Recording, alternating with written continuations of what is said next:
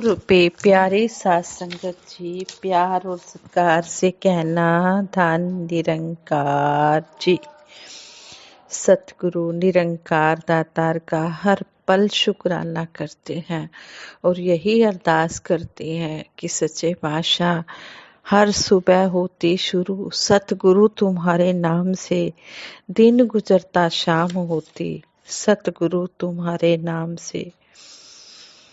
सतगुरु सच्चे पातशाह की कृपा से ही ये जो हमारा दिन रात का ये जीवन का सफर है, ये सतगुरु की कृपा से ही बीत रहा है।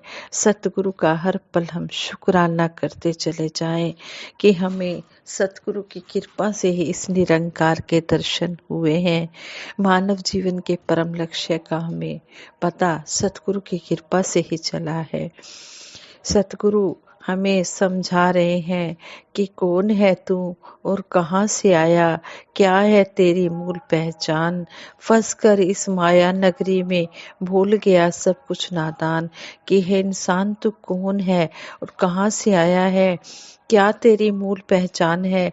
इस माया नगरी में फंस कर तू सब कुछ भूले जा रहा है, लेकिन तू आजा इस मूल की पहचान कर ले जिसके लिए तुझे ये मानव जीवन मिला है। सतगुरु ही हम समझाते हैं कि इंसान कौन है तू और कहाँ से आया है और फिर तूने ये जीवन की यात्रा संपन्न करके कहाँ जाना है।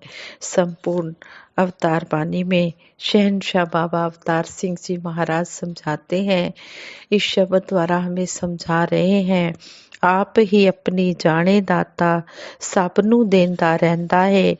ए गल अपने मुंह तो लेकिन विरला ही कोई कहंदा है। ओही मिलदा सबनू जो भी ए कहंदा है। मिलदा है जो कहंदा है, जो कहंदा है मिल रहंदा है।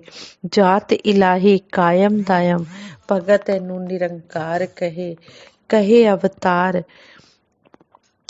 जात इलाहे कायम दायम भगत नू निरंकार कहे। ऐहो जाने ऐहो समझे भाई रे अवतार कहे। यही सब कुछ जानदा है, इसनू ही सब कुछ पता है। यही सब नू देने वाला है, यही सब दा मालिक है।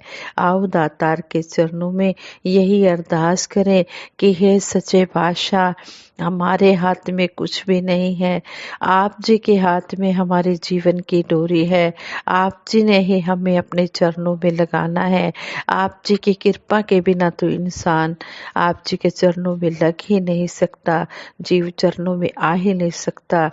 आप जी सब पर कृपा अपनी बनाए रखो और सभी को सेवा सिमरन सत्संग के साथ जोड़ के रखो। संगत जी कहते हैं द्वापर युग की बात है, द्वापर युग की बात है। एक बार यादव कुल के राजकुमार एक बगीचे में खेल रहे थे। उसी उद्यान में एक पेड़ के नीचे दुर्वासा ऋषि अपने शिष्यों के साथ बैठे थे।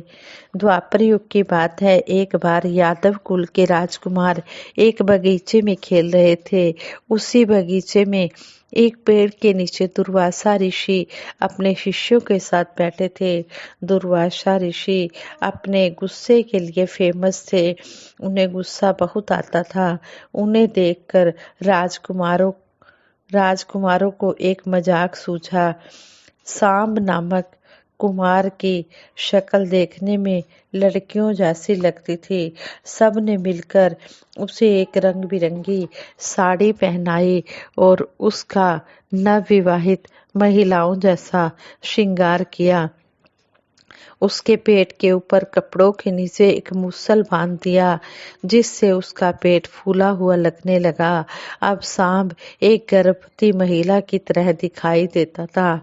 फिर गर्भवती महिला की तरह बने सांब को लेकर दूसरे यादव कुमार दुर्वासा ऋषि के पास गए। सभी ने उन्हें आदरपूर्वक नमस्कार किया। फिर एक राजकुमार से सांब की बाई हथेली दुर्वासा ऋषि को दिखाते हुए कहा, महाराज बताइए इसके पेट से पुत्र जन्म लेगा या पुत्री।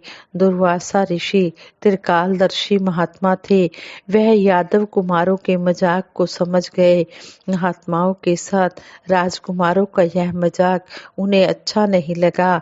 वह बहुत क्रोधित होते हुए बोले, बहुत गुस्से में बोले, नादान राजकुमारों, इसके पेट पर जो कुछ है वह तुम्हारे कुल के नाश का कारण बनेगा।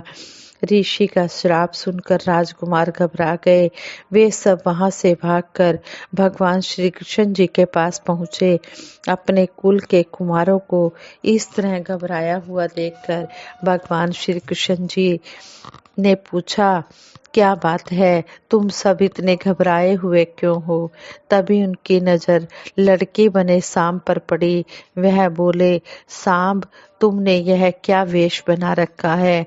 भगवान श्री कृष्ण जी के पूछने पर सांब ने उन्हें सारी घटना कह सुनाई। दुर्वासा ऋषि के श्राप की बात सुनकर भगवान श्री कृष्ण जी बेचैन हो उठे। उन्होंने कहा, तुमने बहुत बड़ी गलती की है। महात्माओं के साथ मजाक करने का फल हम सबको भोगना पड़ेगा। फिर उन्होंने सांप से पूछा, तुमने पेट पर क्या बांध रखा है? सांप ने बताया कि उसने पेट पर धातु का मुसल बांध रखा था। वह मुसल भगवान श्री कृष्ण जी को दिखाया गया। भगवान श्री कृष्ण जी ने आज्ञा दी, इस मुसल को एकदम पीस डालो। पीसने के बाद जो चूरा बने उसे सावधानी के साथ नदी में बहा दो। ध्यान रहे, धातु का एक भी टुकड़ा नहीं बचना चाहिए। पूरा मुसल चूरन की तरह पीस जाना चाहिए। ऐसा ही किया गया। मुसल को पीसकर नदी के पानी में बहा दिया गया। मुसल को पीसकर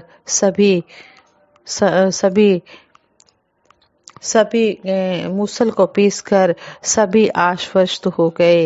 लेकिन भगवान श्री कृष्ण जी की चिंता खत्म नहीं हुई।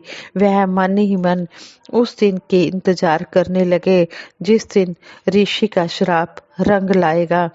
मूसल का चूरा कुछ दूर तक नदी में बहता गया। फिर नदी की लहरों के साथ उतरता चढ़ता यह तट की मिट्टी में मिल गया। कुछ दिनों के बाद वहां कुश नाम घास उग आई। देखते देखते घास का विस्तार बढ़ने लगा। एक बार यादव कुमार घूमते घूमते उसी स्थान की ओर आ निकले जहां कुछ घास उगी हुई थी। इतनी बड़ी बड़ी घास देखकर वे सभी वहां खेलने लगे। खेल खेल में वे कुछ घास को उखाड़ उखाड़ कर उससे एक दूसरे पर वार करने लगे। तीखी घास के मार के फलस्वरूप कुछ कुमारों के शरीर से खून बहने लगा। जिन कुमारों को चोटें आई ये क्रोधित हो उठे। गुस्से में आकर उन्होंने भी एक दूसरे पर कुछ घास से वार करने शुरू कर दिए। देखते ही देखते वह नदी तट समर भूमि में बदल गया। यादव कुमार उस घास को हथियार की तरह प्रयोग करते हुए युद्धरत हो गए और एक एक करके यादव कुल के वे सब चिराग वहां गिरने लगे। देखते ही देखते वे सब मृत्यु को प्राप्त हो गए। मूसल का एक छोटा सा टुकड़ा एक मछली ने निगल लिया था। एक शिकारी ने उस मछली को जाल में फंसाकर पकड़ लिया। जब घर ले जाकर उसने मछली को काटा तो मछली के पेट से धातु का एक तीखा टुकड़ा निकला। उस शिकारी ने धातु के उस टुकड़े को तीर की नोक बनाने के लिए प्रयोग किया। कालांतर में उस शिकारी का वही तीर भगवान श्री कृष्ण जी के पैर में लगा, जिसके फलस्वरूप उनकी मृत्यु हो गई। इस प्रकार यादव कुमारों के मजाक का फल पूरे यादव कुल को भुगतना पड़ा। एक हरा भरा परिवार एक महात्मा से मजाक करने के कारण मिट्टी में मिल गया। मूसल को पूरी तरह नष्ट कर देने के बाद भी वे ऋषि के श्राप से नहीं बच पाए। इसलिए कहते हैं कि महात्माओं के साथ मजाक करना ठीक नहीं है। उनसे तो हमेशा आशीर्वाद की इच्छा ही करनी चाहिए। आशीर्वाद की कामना ही करनी चाहिए। इसलिए हमें सतगुरु सच्चे पातशाह समझाते हैं कि हमने हर एक का आदर सत्कार करना है, कभी भूल कर भी किसी का दिल नहीं दुखाना है और सबका आदर सत्कार करते चले जाना है। भूल से भी दिल किसी का ना दुखाया कीजिए, हो सके तो सभी के काम आया कीजिए। सतगुरु हमें समझाते हैं कि जितना हो सके हम दूसरे का भला ही करते चले जाएं, कभी भी किसी का दिल ना दुखाएं। साथ संगत जी, ये विचार करते हुए बहुत सी गलतियां भी हुई होंगी, उन गलतियों के लिए आप जी क्षमा कर देना और सबके भले की कामना करते हुए दासी सिमरन कराएगी। सभी मिलकर सिमरन में साथ देना जी। तू ही निरंकार मैं तेरी शरण हाँ, मैनू बख्श लो। तू ही निरंकार मैं तेरी शरण हाँ, मैनू बख्श लो। तू ही निरंकार मैं तेरी शरण हाँ, मैनू बख्श लो। तू ही निरंकार मैं तेरी शरण हाँ, मैनू बख्श लो। बोलिए सतगुरु माता सुदीक्षा सविंदर हरदेव जी महाराज की जय। निरंकारी राजमाता गुरु बचन अवतार की जय। साथ संगत जी प्रेम से कहना धन निरंकार जी।